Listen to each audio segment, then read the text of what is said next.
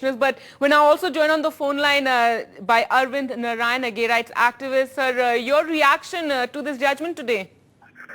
I think we welcome the judgment in its entirety because the Justice Shah started by quoting Nehru's objectives resolution with respect to the drafting of the Constitution and made the point that the idea of equality will find new meaning in each generation and each time. And he said that the idea behind this particular judgment is the notion of inclusiveness which governs the Indian Constitution. So in a sense, we're very happy that the Delhi High Court has upheld the interpretation of the Constitution which stops treating lesbian, gay, bisexual and transgender citizens as second-class citizens from today onwards. But do you see challenges ahead with many religious leaders saying that they will fight against this, that they were not for striking down Section 377? Our opinion on that is simple. I think religious leaders have certain opinions and that governs the followers of their particular religion. There's no need for a criminal law to reflect a religious opinion. We're a secular country. And I think that's what the court has gone by. So I just one hope that the government is able to take this notion into account. So there are many religious opinions we all have. We might not always agree with a religious leader on many issues. That's okay. It's just a sense that let us govern the followers of that particular religion and let it not be the criminal law of the land.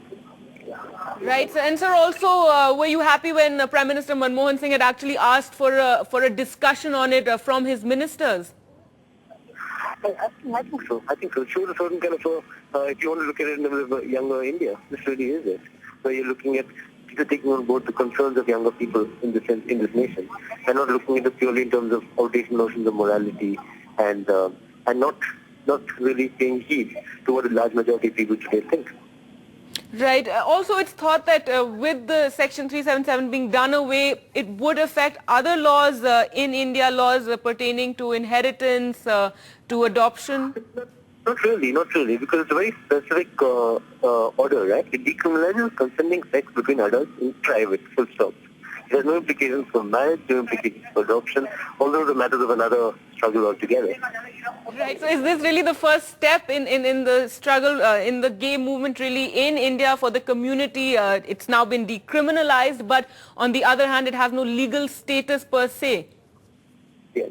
It is the first step and the first official recognition that lesbian, gay, bisexual and transgender people as well as citizens of this country. And it's a very welcome recognition. That's something we should rightly celebrate for the moment.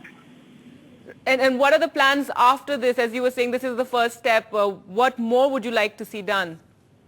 I think there's still a pervasive issue of violence against the lesbian, gay, bisexual and transgender community, which will not evaporate just because the law is gone.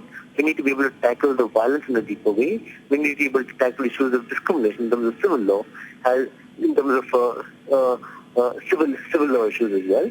And we need to move towards treating lesbian, gay, bisexual and transgender people as full citizens of this country. So the first step, and there are many more steps ahead. Right, and then for our viewers, if you can just give us some details of what did the High Court really say? What does this mean really for the country? It just means that we join the ranks of progressive democratic nations around the world and claim our space as a full and complete democracy and live out the ideals of a democracy.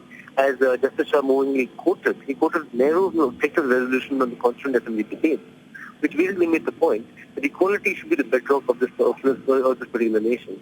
And I think it holds as a sign for other within quotes unpopular minorities as well, saying that yeah, we will protect the rights of minorities, unpopular as they may be, even if the majority opinion is against it, because we believe in certain fundamental notions of democracy. Right. Also, there was some fears, however, that if this section was removed, perhaps it would then interfere in justice for men or boys who are then molested. There would be no law really to protect them.